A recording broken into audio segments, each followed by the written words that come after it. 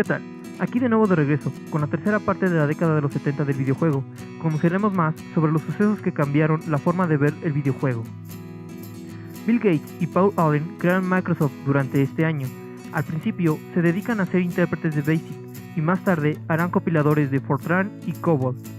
Por otra parte, en este año supuso también la inclusión de una nueva compañía en la industria, Coleco, Connecticut Leather Company. Fue fundada por un inmigrante ruso, Maureen Gritberg. Comenzó a funcionar en 1932, produciendo todo tipo de productos, especialmente piscinas de plástico. En 1956 se convirtieron en los líderes del sector comprando Engel Toys. 10 años después comenzaron así a producir juegos de mesa. Atari lanza al mercado Indy 800, el primer juego a color. Steeplechase es otro de los juegos que aparecieron. En este juego, varios jugadores corrían a caballo en un recorrido de obstáculos. Meneider, un juego realizado por la compañía Project Super Angel, intentó aprovechar el tirón de la película Tiburón. En el juego, los personajes debían de recoger monedas del fondo del océano mientras esquivaban tiburones. Lo más novedoso del juego era el mueble, con una forma de cabeza de tiburón. Atari también intentó aprovechar el tirón de la película con el juego Sharp James. La saga TAC regresó este año también con TAC 3 y Games, aunque el juego no tuvo ninguna mejora. Western Gum de Taito, conocido en el resto del mundo como Good Fight, fue el mejor juego que se pudo ver ese año.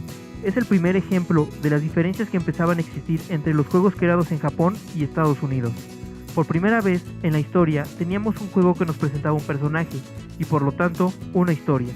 Esta vez no conducíamos un coche, tanque o nave, sino controlábamos las acciones de una figura humana. Big Nutting fue controlado por Midway para mejorar el juego.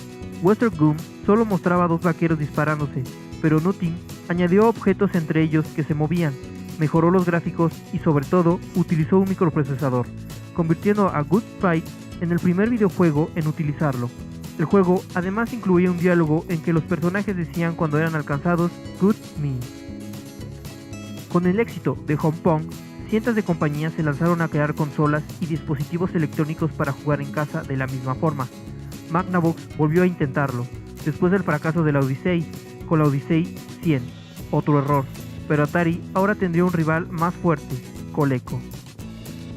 Coleco diseñó una consola durante todo el año de 1975, Telstar. Fue lanzada en junio de 1976.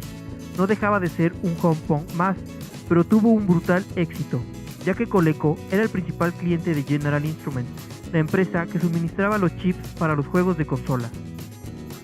Igualmente, Coleco tuvo bastantes problemas para sacar su consola, ya que Telstar no pasó el test de interferencia de la FSC. Les dieron una semana para solucionarlo, cuando normalmente se tardarían meses. Finalmente, Coleco decidió contratar a Sanders Associates, los mismos que habían desarrollado la Odyssey. Les pidieron ayuda y Rod Beard, el jefe del equipo de Sanders, aceptó arreglar su problema con la Telstar si Coleco hacía cargo de las deudas que habían adquirido con Sanders. Arreglar la interferencia le costó más de un problema a Beard, quien finalmente lo solucionó con una serie de anillos de ferrita que dejaba los niveles de interferencia en un margen aceptable. La Telstar salió el Día del Padre y consiguieron unos beneficios de más de $100 millones, colocándose como la máquina de juegos más vendida de la historia hasta ese momento. Al Arcor contrató a Steve Jobs. Después de hacer varios viajes por el mundo, Steve comenzó a diseñar un videojuego, Breakout. Nolan Bushnell fue quien lo ideó, volviendo a crear un nuevo concepto jugable a partir de Pong, ya que esta ocasión solo había una pala y en el otro extremo una serie de bloques que había que ir destruyendo con la pelota que iba rebotando en ellos. En ese momento, en Atari, estaban muy preocupados por los chips y las reparaciones que había que llevar a cabo en las máquinas una vez instaladas, por lo que se trataba de rentabilizar al máximo el número de chips a instalar en un arcade, ya que por cada uno de ellos Atari se ahorraba cerca de $100,000. Lo normal es que los arcades contaran con 75 chips. GoodKid redujo ese número a 50 en solo 72 horas. El problema es que era un diseño tan ajustado que nadie en la fábrica de Atari fue capaz de reproducir el diseño, por lo que Arcov tuvo que recurrir a otro ingeniero que dejó el diseño final en 100 chips. Breakout acabó siendo el mejor juego del año y también el primer clon de Pong que conseguía ser más adictivo que el original. Además de Breakout, Atari tuvo otro éxito con Night Driver, que apareció en octubre.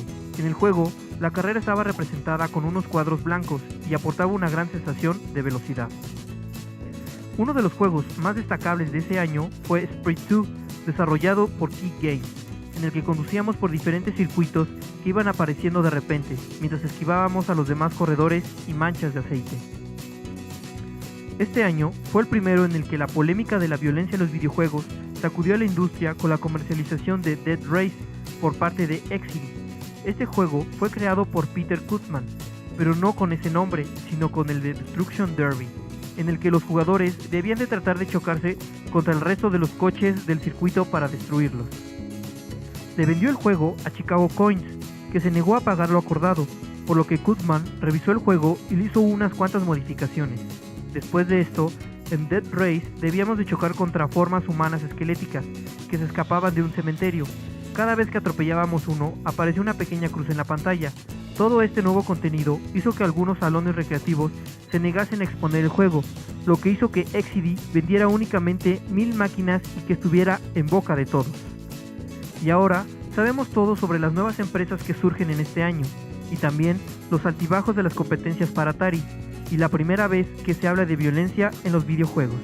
No olvides visitar mi nuevo canal, donde mostraré todos estos juegos que llenaron esta época de avances. En el próximo video hablaré sobre la aparición de los cartuchos como punto de venta para los videojuegos, y más empresas empiezan a surgir. Espero que te haya parecido interesante el video. Si fue así, dale me gusta y no olvides suscribirte al canal para tener todas las actualizaciones de nuestros nuevos videos. Hasta luego y gracias.